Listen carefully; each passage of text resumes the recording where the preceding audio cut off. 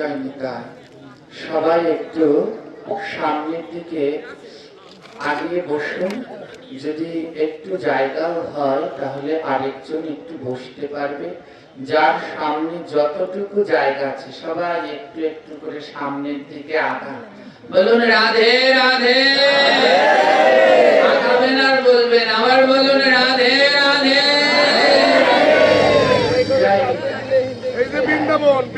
আরেকটু এগিয়ে আসুন, যত আগাবেন তত রাধারানীকে কাছে পাবেন। আরো এগিয়ে আসুন সামনের দিকে, আরেকবার রাধে রাধে। কতজন বসতে পারছে না, সবাইকে বসবার ব্যবস্থা করে দিন। কারো সামনে একান্ত ফাঁকা জায়গাও রাখবেন, সবাই একটু বসতে সহায়তা করুন। জয় নিতা। চলুন আমরা আদ্যকার আলোচনা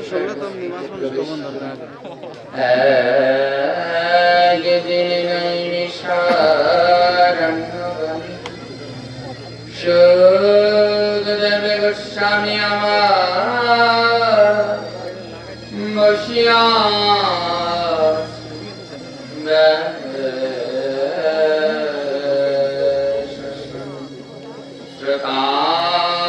প্রকাশমী বসিয়া কত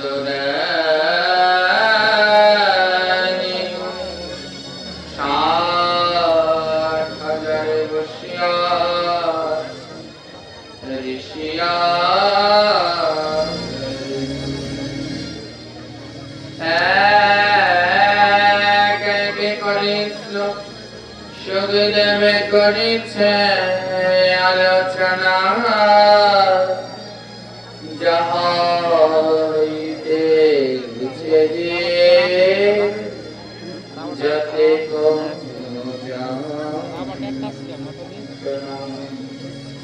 ভাগবত কথামৃত পরম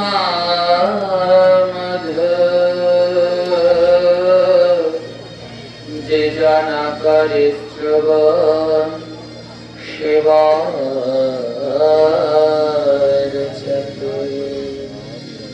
ভাগবত কথামৃত যার কারণে যায় পুনরায় তার নাকি মনুষ্য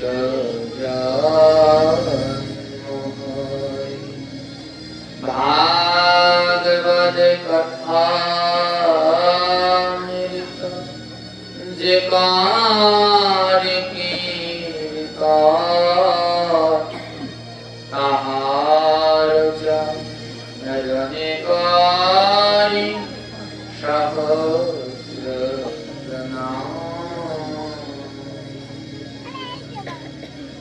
গুরুন স্বাসৎ সত্যাননাস্বাস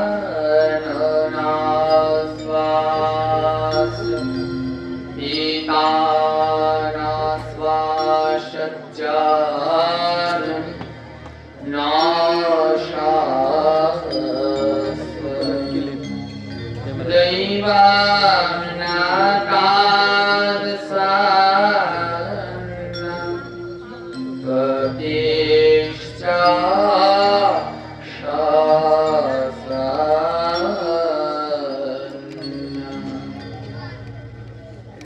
এটি শ্রীমদ্ ভাগবতমে পঞ্চম অধ্যায়ে পঞ্চম স্কন্ধে পঞ্চম অধ্যায়ে 18 নং শ্লোক। এখানে ভগবান বলছে কি গুরু ন স্বসৎ, বলছে সেই গুরু সদ্গুরু না। বলে কোন গুরু সদ্গুরু না? আরো সুন্দর করে চৈতন্য ভাগবতে আরো সুন্দর করে বলছে সেই মা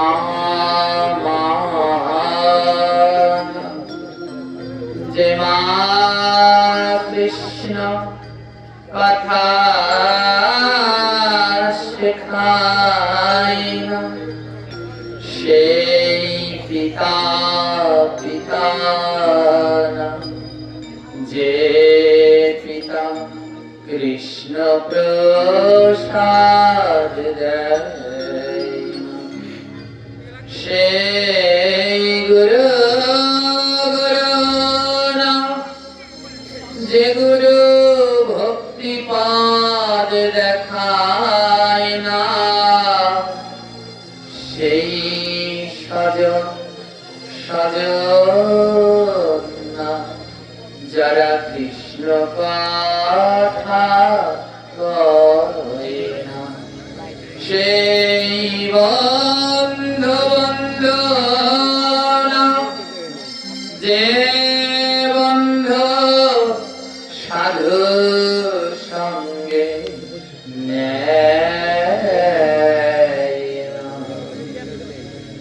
ভাগবত বলছে সেই স্বজন না যারা কৃষ্ণ কথা কয় না।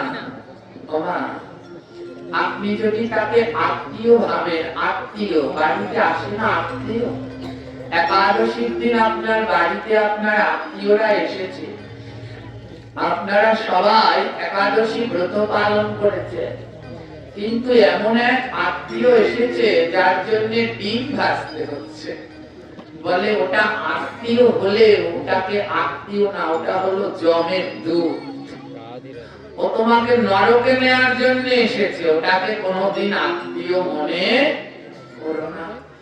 যে একাদশীর দিন আসলে পরে তার জন্য জীব হত্যা করতে হয়, পাপ করতে হয়, ওটা আত্মীয়ের নামে জমের দুধ এসেছে তোমাকে নরকে নেওয়ার প্রস্তুতি করতে। সেই বন্ধু না, যেই বন্ধু তোমার সাধু সঙ্গে নেয় না। বন্ধুর কর্তব্য কি? সাধু সঙ্গে নিয়ে যাবে। আজকে এসেছে ওরা কুমারটার ওদের বাসা এখনো বোধহয় এসে পৌঁছায়নি, আসবে। ওরা এক ঝাঁক বন্ধু আছে এখানে, যেখানে আশেপাশে পার হয় কালকে এসেছে। হ্যাঁ, তো ওরা সব জায়গায় যায়, এক ঝাঁক বন্ধু। হ্যাঁ, ওরা কি করে জানেন? বন্ধুরা যেরকম খাবার খেতে আড্ডা দিতে যে টাকা ব্যয় করে, ওরা সেই টাকাটা ব্যয় করে না, ওরা সেটা জমিয়ে রাখে। যেখানে আশেপাশে ভাগবত পাঠ হয় ওরা সেই টাকা দিয়ে ভাগবত পাঠে চলে যায়। এই হলো বন্ধু। হ্যাঁ, কেমন সুন্দর দেখো। আর এখানে অনেক ইয়ং ভাই বোনেরা আছে, আমি তো অবাক, জানেন আপনাদের অল্প একটু জায়গায় আশপাশটা একটুখানি হেঁটেছিলাম সকালবেলায়, এত মদের বোতল, আমি গ্যারান্টি এখানে দুর্গাপুজো এসব খায়া লাফালাফি, তাতে কোনো সন্দেহ। এত মদের বোতল আমি আশপাশে দেখেছি, 20 খানি তো হবে। হ্যাঁ, ওই মন্দিরের পিছনে আছে, যান এখনই যান, দেখে আসুন। হ্যাঁ, খুব ভয়ঙ্কর। বলে এই যারা নেশার দিকে নিয়ে যায় এরা বন্ধু হলেও এরা কোনোদিন বন্ধু। হ্যাঁ, তুমি মনে করছো এরা বন্ধু, কিন্তু আদৌ তারা বন্ধু। আমি একবার দুর্গা পুজোতে ওই গোপালগঞ্জের ওদিকে পাঠ করতে, কোন জায়গাটা আমার খেয়াল নেই, পাঠ করতে যাচ্ছি। তো যাওয়ার সময় ওদিকে তো সব হিন্দু প্রধান এলাকা, দুর্গা পুজোয় একটা মন্দিরের সামনে খুব ভিড় লেগে গেছে অটোতে। আমি একটা, যে অটোতে আমরা বসা তার সামনে আরেকটা অটোতে কতগুলো বন্ধু, বুঝতে পারছি দেখে ঘোরাঘুরি করছে, পুজোয় ঘুরতে যাচ্ছে, হাতে লাল সুতোটা আছে, আমরা বুঝতে পারছি যে এগুলো আমাদের ধর্মেরই। তো কি করছে, ঘুরতে যাচ্ছে, একেবারে সাক্ষাৎ দেখা ঘটনা। দেখুন, ওই গাড়ি যে সময় ওই জ্যামে আটকে যাচ্ছি থেমে যাচ্ছে, আর ওরা ওই গাড়ির মধ্যে লাফালাফি ঝাপাঝাপি করছে। এক এক জায়গায় গাড়ি থামছে, এক জায়গায় গাড়ি থেমেছে। হ্যাঁ, একটা বন্ধু দোকান থেকে সবজি কলা কিনেছে, তো কিনে এক কামড়ও খেয়েছে। আরেকটায় গাড়ি থেকে নেমেছে, নেমে বলে, আরে তুই কলা কিনে নিজে একা খেলি, এই তোর বন্ধু, আমার জন্য একটা আনলি না? তো এক কামড় খেয়ে বাকি কলাটা ওকে দিয়ে দিয়েছে, নে তুই খা। যেই বাকি কলাটা দিয়ে দিয়েছে না, সেই বন্ধু বলছে, আমি কি খয়রাতি, তোর মুখে খাওয়াটা খাবো?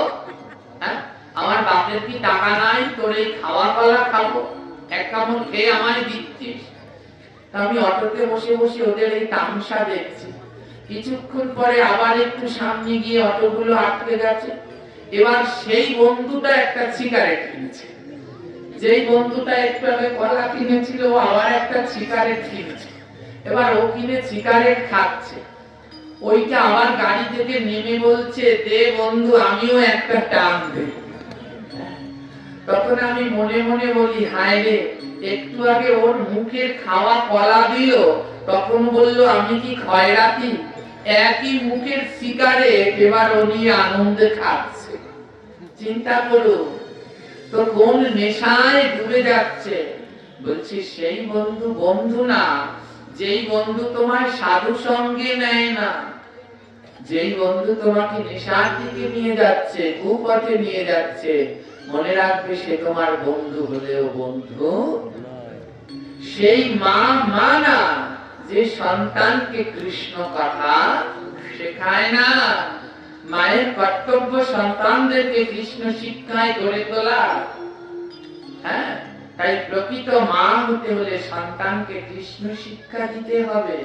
বলছে সেই পিতা পিতা না, যেই পিতা সন্তানের মুখে কৃষ্ণ প্রসাদ দেয় না, পিতার কর্তব্য সন্তানের মুখে প্রসাদ তুলে দেওয়া। যদি প্রসাদ না দিয়ে সে অন্য খাবার তুলে দেয়, বলে তাহলে জেনে রেখো তার পিতা হতে পারে কিন্তু পরিপূর্ণ সে হতে পারেনি। পরিপূর্ণ সে যে তার সন্তানের মুখে প্রসাদ দিতে পারে, তার সন্তানকে প্রসাদী করে গড়ে তুলতে। সেই গুরু গুরু না, যেই গুরু শিষ্যকে ভক্তি পথে নেয় না। গুরুর কাছ থেকে মন্ত্র নিলেই গুরু হওয়া যায় না। হ্যাঁ, যদি ভক্তি পথে না নিতে পারে তাহলে কোনোদিন সে গুরু হতে পারে না। এর আগে এই পাঠের আগে, তার আগে আমরা যেখানে পাঠ করেছিলাম, জায়গাটার নাম জানি কি, কুমার নাকি একটা নাম, বোয়ালিয়া। বোয়ালিয়া, ওখানে যখন আমরা পাঠ করতে গিয়েছি, দেখে কি সব মায়েরা বৃদ্ধ অবস্থা। জিজ্ঞেস করছি আপনাদের মধ্যে কে কে মালা জপ করেন। অনেক ভক্তর ভিতরে অল্প কটা 10-12 জনের হাত উঠেছে।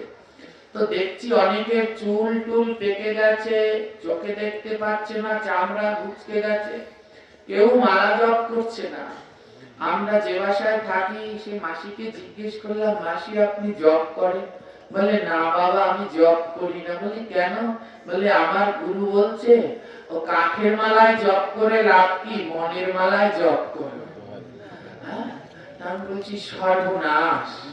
বলে কাঠের মালায় জপ করে লাভ কি, মনের মালায় জপ করো। দেখুন, এ যদি গুরু বলে তার শিষ্য আর কি করবে? হ্যাঁ, শিষ্য একটা গানও শুনিয়েছে সে আমাদের, এরকম মিলিয়ে মিলিয়ে কাঠের মালায় জপ করে কি লাভ, মন মালায় জপ করো। তো এই যদি হয় গুরুর অবস্থা, যে শিষ্যকে বলে কাঠের মালায় জপ করে লাভ নেই, মনের মালায় জপ করো, একে তো জপ করতে চাই না।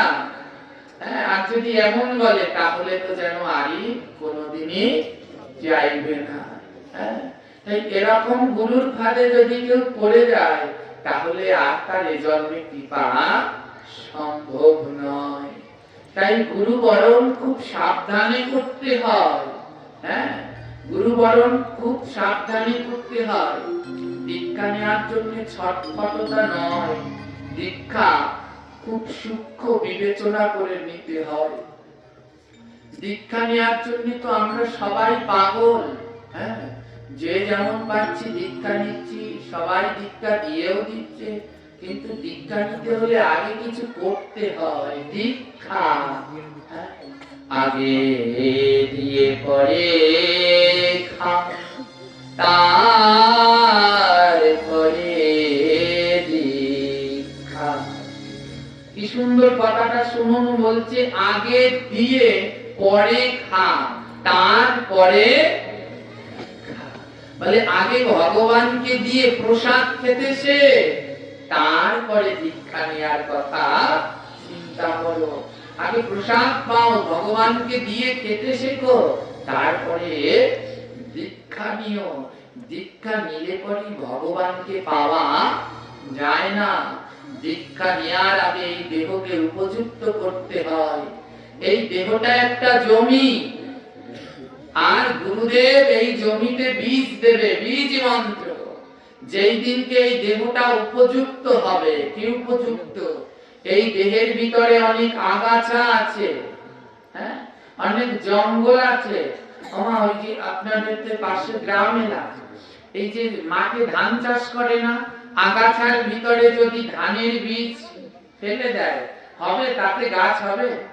যদি মাঠের ভিতরে আগাছা থাকে, চাষ করলো না, হাল দিল না, ও ধানের বীজ ফেলে দিলে গাছ হবে? জোরে বলবেন, হবে কি? হবে। আগাছার ভিতরে জমি চাষ না করেও যদি বীজ ফেলা, তাতে গাছ হবে, কিন্তু কোনোদিন ফল হবে। দেহটা একটা জমি, এটাকে আগে পরিষ্কার করতে হবে। এটা বিভিন্ন আগাছায় ভরা, এটাকে আগে পরিষ্কার করো। কিভাবে পরিষ্কার করতে হবে? সাধু সঙ্গ করে। যেখানে সাধু সঙ্গ হয় সেখানে চলে যাও। এই আগাছাযুক্ত জমি, যেই সাধুর সাথে সাধুর ছোঁয়া লাগবে, এই আগাছা জমিটা যেই পরিষ্কার জমির সাথে ছোঁয়া লাগবে, এই আগাছাগুলো পরিষ্কার হবে। তারপরে চাষ করো এই জমিকে, অনাবরত চাষ। চাষ কি? নাম, নামাভাস। নাম আভাস অভ্যাস করতে থাকো, জপ করতে থাকো অনাবরত। যত জপ করবে তত দেহ জমি চাষ হবে। যত সাধু সঙ্গ করবে তত আবর্জনা যাবে। আবর্জনা দূর করে চাষ করবে। তারপরে দেহ জমিতে জল দেবে। জল কি জানো? এই নাম করতে করতে একদিন জল ধরবে। সহস্রবার কৃষ্ণ নামে যার নাহি যার নয়ন জল, জানিয়া রাখিও তার নাম বুঝিবি ফল। বলে 1000 বার কৃষ্ণ কৃষ্ণ বললে যার নয়নের জল না ধরে, জেনে রাখবে তার নামে নিশ্চয়ই কোনো ঘাটতি আছে। যেই দিন নাম করতে করতে দেখবে অনাবরত নয়ন জল হচ্ছে, সেই দিন বুঝবে তোমার কৃপা হয়েছে। তাই আগে জমি পরিষ্কার করো, চাষ করো, তারপরে জল দাও। যখন জমিটা উপযুক্ত হয়ে যাবে, এবার জমি উপযুক্ত, এবার এই জমিতে কিছু সার দাও। বলে সার কি? এই দেহ জমিতে কিছু সার দিয়ে দাও। সার কি জানো? সার হলো ভক্তের চরণ ধুলি। ওটা সার, ওটা যত দেবে তত ফলন বাড়বে, ওটা সার। ওই সারটা এনে দেহ জমিতে দিয়ে দাও, ভক্তের চরণ ধুলি।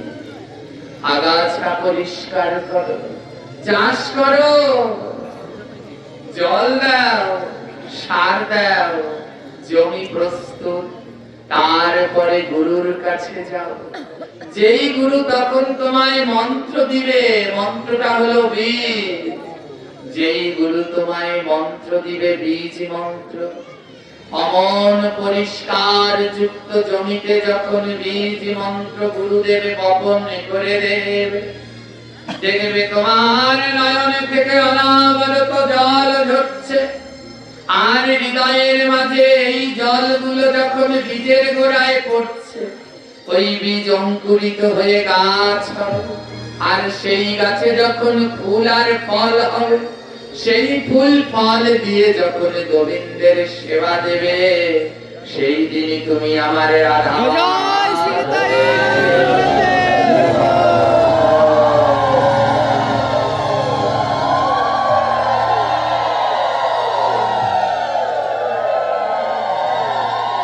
তাই ধৈর্য ধরতে হয়। সদ্গুরুর কৃপা লাভ করতে হলে ধৈর্য ধরা একান্ত দরকার। সবাই বলে ভগবানকে পেতে হলে ভক্তি লাগে, কিন্তু আমি বলি ভক্তির আগে ধৈর্য লাগে। ভক্তিটা তো পরে, আগে ধৈর্য থাকা দরকার। আর ধৈর্যেরও আগে দরকার বিশ্বাস। ভগবান যে আছে সেই বিশ্বাস, তারপর ধৈর্য, তারপরে তো ভক্তি। টিকিয়ে রাখতে হলে ধৈর্য আর বিশ্বাস চাই, নইলে হবে না। তাই সদ্গুরুর কৃপা এক জন্মে হয় না, জন্মে জন্মের সুকৃতি থাকলে সদ্গুরুর কৃপা লাভ করা সম্ভব। ব্রহ্মাণ্ড তরিতে তরিতে করো ভাগ্যবান জি, গুরু কৃষ্ণ প্রসাদ পাই ভক্তি লতা বীজ। বলে এক জন্মে তো সম্ভবই নয়, এই ব্রহ্মাণ্ডটা ঘুরতে ঘুরতে কোনো এক জন্মে সদ্গুরুর কৃপা লাভ হবে। তাই সবাইকে সাবধানে থাকতে হবে, যেন কোনো অসতের পাল্লায় পড়ে না যায়। আজ খুব ভালো লাগছে, আজ একটু আমি শারীরিক ভাবে অসুস্থ, একটু জ্বর হয়েছে, কিন্তু খুব ভালো লাগছে এই কারণে জানেন, আজকে আমার সারাদিন ধরে ভক্তরা এত জ্বালাতন করেছে। অন্যদিন হলে রাগ হই, কিন্তু আজকে রাগ হয়নি। আজকে তারা এমন জ্বালাতন করেছে, এই জ্বালা আমি সবসময় চাই। আজকে সারাদিন ধরে অগণিত ভক্ত আমার কাছ থেকে জপের মালা নিয়েছে। ওদের কাছে যত জপের মালা ছিল শেষ, হ্যাঁ এখন আর কয়েকটা আছে, আপনার সব শেষ হয়ে গেছে। সবাই কালকের পাঠ শুনে সবাই আজ জপের মালা নিচ্ছে। হ্যাঁ, নিচে হলেও 50 জন জপের মালা আজ নিয়েছে। হ্যাঁ, তো আমি তো চাই এমন জ্বালাতন যেন আরো বেশি করে জ্বলে। হ্যাঁ, আজ যে এই যারা মালা নিয়েছে, এদের মুখে, অনেকের মুখে শুনেছি ভয়, ভয়ে কেউ জপ করতে চায় না। কিসের ভয়? যারা জপ করে তারা বলে, হ্যাঁ তুমি জপ করবা, তুমি তো এখনো ওই মাছ মাংস পেঁয়াজ রসুন খাও, এখনো জপ করতে পারবে না। আবার কেউ জপ করে না ভয়ে যে ওই 4 মালা জপ করলে একদিন বাদ দিলে আবার, হ্যাঁ ওই বেশি করলে আবার বাড়াতে হবে, কমাতে পারবে না। কেউ তার জন্য জপ বাড়াচ্ছে না, ওই 4 মালা করেই রেখে দিচ্ছে। ওই 8 ওর বেশি যদি করে ভয় দেখাচ্ছে যে তুমি 8 মালা করলে ও আর কমাতে পারবে না, ওর উপরে যেতে হবে, নামতে আর ভয় জপ করছে না। এমনটা কোনো সময় নয়। নাম তো নাম, নাম করলে পাপ হয় না, নাম করলে পাপ যায়। এবং কয়েকজনকে দেখলাম কি সব ভুল জপ করছে। একজনে জপ করছে কি, হ্যাঁ একজনে জপ করছে ওই মালায় 8টা গুটিতে, 8টা গুটি, প্রথম গুটি ধরে বলছে ললিতা, দ্বিতীয় গুটি ধরে বলছে বিশাখা, এরকম 8টা গুটিতে অষ্টসখীর নাম নিয়ে পরের গুটিতে গিয়ে বলছে মহামন্ত্র। 8 গুটি বলছে না, 8 গুটিতে অষ্টসখীর নাম বলছে। বলছি আপনাকে কে শিখালো? বলে গুরুদেব। হ্যাঁ, আরেকজনকে দেখলাম সে জপ করছে হরে কৃষ্ণ রাম, হরে কৃষ্ণ রাম। বলি এরকম কেন? বলে আমার গুরুদেব বলছে হরে কৃষ্ণ কৃষ্ণ কৃষ্ণ হরে হরে, হরে রাম রাম রাম হরে হরে। এটা লিখতে হলে 3টা নাম লাগে, হরে কৃষ্ণ রাম। তা আমার গুরুদেব বলছে এত সময় নষ্ট করে লাভ কি, ওর থেকে হরে কৃষ্ণ রাম এই বল, এই বলছে। ভয়ঙ্কর অবস্থা। আরেকজনে দীক্ষা মন্ত্র জপ করছে। দেখুন এটা তার দোষ দেব না, এটা হলো সে বুঝতে পারেনি। গুরুদেব যে দীক্ষা মন্ত্র দিয়েছে ওটা তো পরগনা শিখায় না, 1 2 3 4 5 6 7 8 9 10 গুণা শিখায়। সে না ওই বীজ মন্ত্র জপ করছে না, ওই গুরুদেব 1 2 শিখিয়ে দিচ্ছে, সেও করে 1 2 3 4 5 6 এগুলো গুনছে। আমি বলছি একই শিখালো? বলে গুরুদেব শিখিয়েছে। বলে আরে ওটা তো পরগনা শিখিয়েছে, একটা বীজ মন্ত্র দিয়েছে, ওটা জপ করতে হবে। তো এমন যদি অবস্থা হয় তাহলে কি দশা হয়। আর অনেক তো মালাটা ঘুরাতেও জানে না, এই যে শিখছে খুব ভালো। যারা যারা আজকে এই যে জপের মালা নিয়েছেন সবাইকে বলবো আপনারা জপ শুদ্ধভাবে করবেন, শুদ্ধভাবে উচ্চ স্বরে, যেন জপ করলে পর মন্ত্র নিজের কানে আসে। হ্যাঁ, আবার একজনে শিখিয়ে দিচ্ছি, পাশ থেকে এক ঠাকুমা বয়সী বলছে, ও বউ অত জোরে জপ করে না, আস্তে আস্তে বলবা, মুখ দিয়ে যেন বের না হয়। ভুল কথা, জপ করলে পরে শব্দটা যেন মুখ থেকে বের হয় এবং কানে যেন যায়, বলে কাজ হবে না, নামটা কান পর্যন্ত যেন যায়। এরকম ভুল পদ্ধতি আমরা যেন গ্রহণ না করি। দেখুন, হ্যাঁ, এমন যদি হয়, গুরু বলে, হ্যাঁ, কাঠের মালায় জপ করে কি করবা, মনের মালা জপ করো। গুরু যদি শিখায় ওই 16 নাম 32 অক্ষর অত অর্থ বললে সময় নষ্ট, তার থেকে হরে কৃষ্ণ রাম বলো, তাহলে কি গতি হবে? হ্যাঁ, এর জন্য কি বলছে জানো, লোভী গুরু কামি চেলা দুজনাই নরকে গেলা। লোভী গুরু কামি চেলা, গুরুর মনে যদি লোভ থাকে আর ওই চেলার মনে যদি কামনা বাসনা থাকে, তাহলে দুটোতে নরকে যাবে, কোনো সন্দেহ নেই। তো আপনারা গুরু বরণ করবার সময় খুব সাবধানতা অবলম্বন করবেন, যেন এমন কোন গুরুর পাল্লায় পড়ে আপনাদের ভজন নষ্ট না হয়ে যায়। জয়নি তাই শুনুন, এটা আমাদের অনেকবার অনেকজনের বদনে শুনেছিলাম যে গুরুর যদি এরকম লোভ থাকে, লোভ থাকলে তার আর কোনো সময় গুরু হওয়া হয় না। হ্যাঁ, গুরু লিখতে হলে গয় রস্যু আর রেফ্রয় রস্যু, একটা রস্যুকার কেটে দিলে আর সে গুরু থাকে না। থাকে কি, গুরু লিখতে গেলে একটা রস্যুকার বাদ দিয়ে দিলে কি করে যাবে, ওর নাম নিবে না। হ্যাঁ, ওটা হয়ে যায়। বলে ওই গুরুর গুরুত্ব হলো রস্যুকারে, রস্যুকারটা বাদ পড়ে গেলে একেবারে গেল। তাই খুব সাবধান থাকতে হবে গুরু বরণে। এক গুরু ছিল, তার মনের ভিতরে না খুব লোভ। গুরু হতে হলে সবার আগে তাকে লোভ ত্যাগ করা উচিত।